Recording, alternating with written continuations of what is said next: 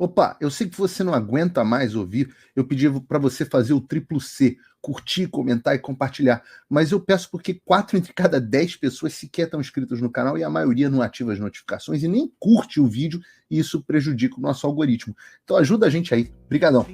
Estados Unidos. A mídia está em pânico. Essa capa da revista Time retrata no fundo isso. Não é só o Partido Democrata que está em pânico, é a imprensa. É a imprensa. Hoje eu tive um bate-papo muito legal com a Ingrid, do DM Visaló, na pauta imigratória, um pouco mais cedo. Quem não viu, recomendo, está aqui na página do YouTube, no meu Twitter, no X e no Locals. E já bati um papo muito legal com ela de mais de meia hora sobre o debate e suas consequências. Inclusive sobre a questão imigratória ou sobre os Estados Unidos e questões legais. Mas o ponto principal que eu queria destacar é que o pânico que a gente viu na CNN, no New York Times, na Time, na imprensa em geral, não foi porque eles viram o estado em que se encontra Joe Biden. Foi porque nós vimos. E todos viram. E ficou inviável ocultar isso do público. Porque a única constatação possível é que a imprensa mentia e mentia muito e mentia o tempo todo sobre o estado de saúde de Biden. Eles chegaram a cunhar uma expressão, cheap news, porque não dava para dizer que era fake news, eram as imagens do presidente perdido, cumprimentando o vento, o fantasma Gasparzinho, e por aí vai, caindo. Mas eles diziam que isso era cheap news, ou seja, uma manipulação, retirando de contexto aquelas imagens, aquelas cenas, para pintar um quadro falso, mentiroso, de um presidente que estava sharp como nunca, mais afiado que lápis que você acabou de apontar. Né? Vários deles diziam isso. Não, eu estive com Biden, ele está muito afiado.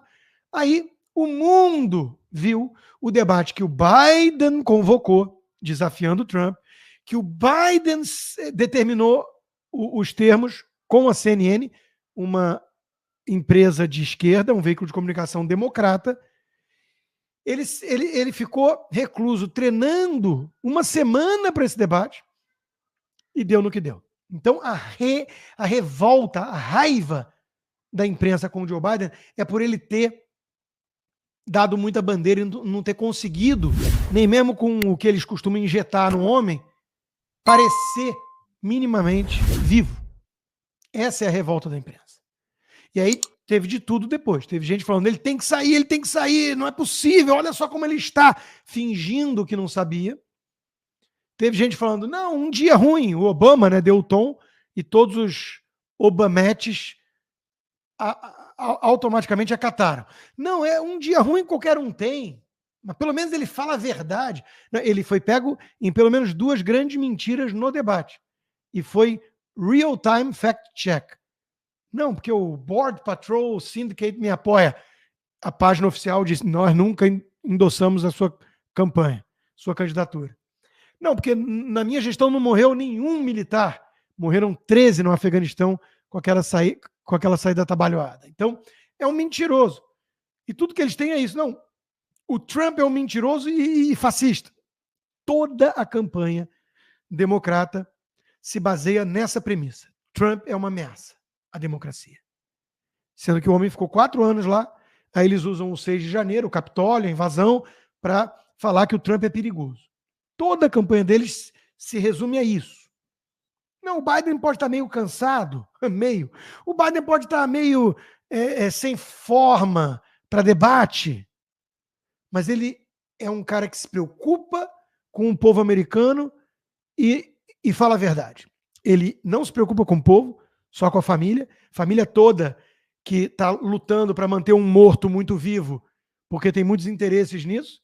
Imagina que o cracudo do Hunter, cujo laptop veio à tona na última eleição e a imprensa escondeu, hoje a gente entende isso muito claramente, né?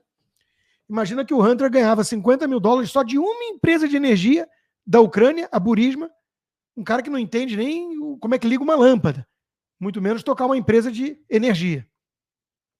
Por que o cracudo tinha esse emprego e hoje pinta quadro com o dedo que meu filho faz coisa muito melhor e vende por 1 milhão. Porque ele tem o sobrenome Biden. A irmã do Joe Biden tá rica pelo mesmo motivo. O irmão do Joe Biden tá rico pelo mesmo motivo. E os Guga Chakra da vida, oi Guga, insistem em dizer que pelo menos ele é um cara normal, não é do mal.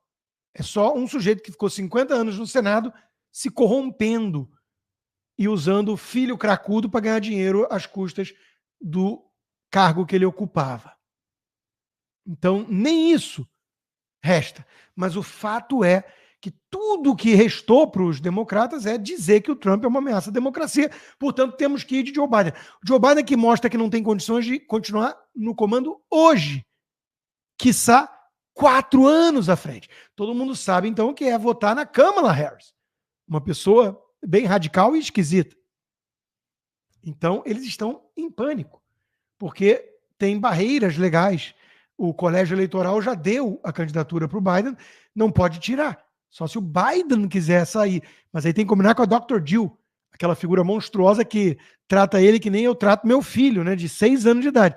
Biden, Joe, você conseguiu responder todas as perguntas, parabéns! Uma pessoa, né, eu faço isso com meu filho, quando ele faz um desenho bonito para mim e traz todo orgulhoso. Né? Agora, tratar assim o presidente dos Estados Unidos, o marido, que claramente não está em condições, e ela, dane-se, deve mandar injetar em tudo que puder no homem, porque ela está ferrada se perder a boquinha. Toda a família Biden vai ter que procurar emprego de verdade se o homem não estiver mais lá. E a Kamala Harris também, que está, aliás, apavorada, né? Kamala Harris está preocupada que os democratas substituam Joe Biden por um candidato branco. Claro, ela quer eliminar aqui, ó, Gavin Newsom não, o outro lá não, tem que ser eu. Não pode fazer isso. Porque o que ela vai fazer se não for isso? Então, situação lamentável para o Partido Democrata. Todo o dinheiro arrecadado até agora, que é muita grana, não pode ser transferido, é intransferível, no caso de mudança de candidatura. Então, que situação que eles arrumaram. Agora, fingir surpresa com o estado de saúde do Biden? Oh, meu Deus, ele está mal mesmo. Não, isso é cover-up. Isso é tentativa de disfarçar, não deixar muitos rastros da trajetória de mentiras deliberadas espalhadas pela imprensa. É disso que se trata. Então, o pânico não é do Partido Democrata ou do Biden. O Biden não está nem aqui entre nós para ter pânico. Ele é um morto muito vivo. O pânico é de quem tentou enganar o povo contra tudo que o povo enxergava com os próprios olhos, de que o Biden não estava mal. Isso era teoria da conspiração dos republicanos. É mais uma, né, das tantas teorias da conspiração que se mostram verdadeiras. Então, 72% dos americanos dizem que Biden não tem condições mentais de ser presidente. E, de novo, se ele não tem condições de ser presidente para os próximos 4 anos, ele não tem hoje. Só que ele é o comandante em chefe das Forças Armadas mais poderosas do planeta. Você imagina a reação de Putin, Xi Jinping, de Kim Jong-un, Lula, Maduro, todos esses ditadores de republiquetas das bananas, de regimes comunistas, vendo um troço desse. O eixo do mal está salivando. E óbvio que quer mais 4 anos disso. É a destruição da América, né? Como a conhecemos.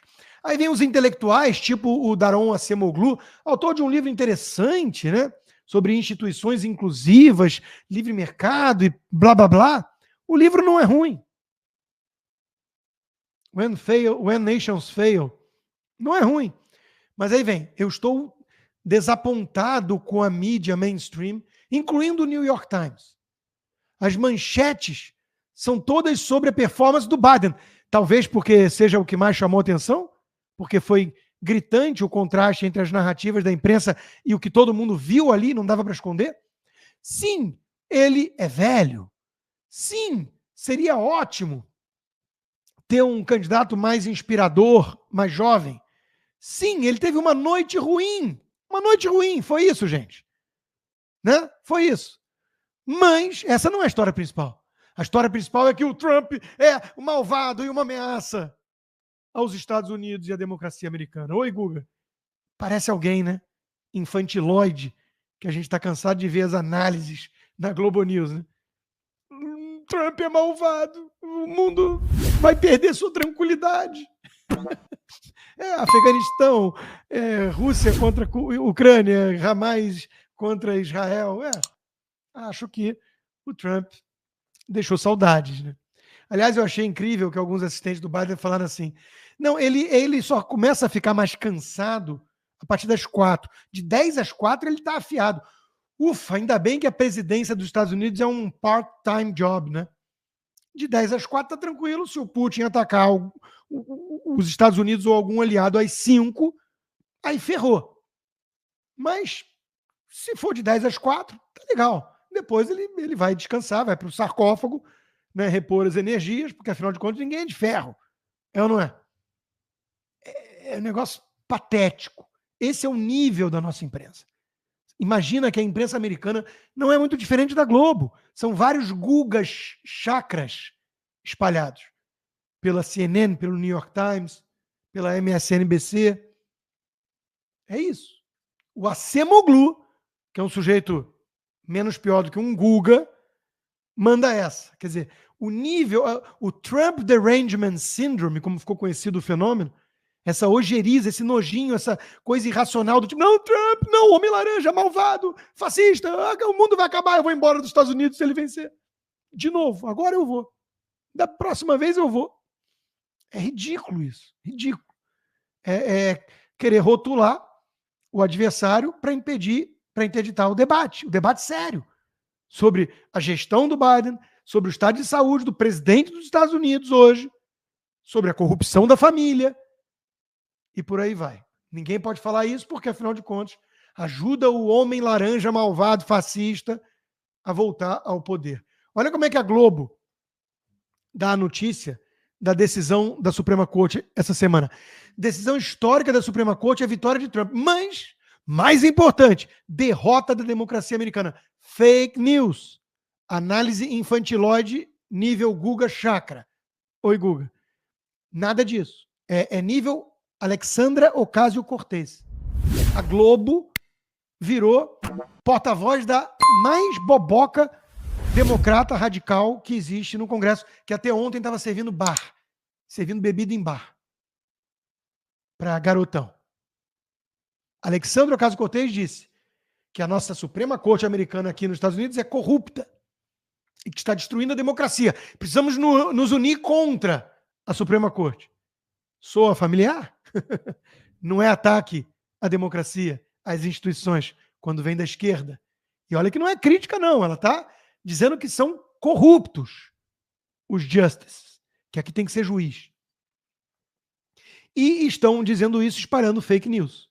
Qual seja a de que a Suprema Corte liberou qualquer crime para o Trump. Se o Trump jogar alguém do alto do prédio cheio de testemunha, ele não pode ser indiciado. Mentira! Mentira!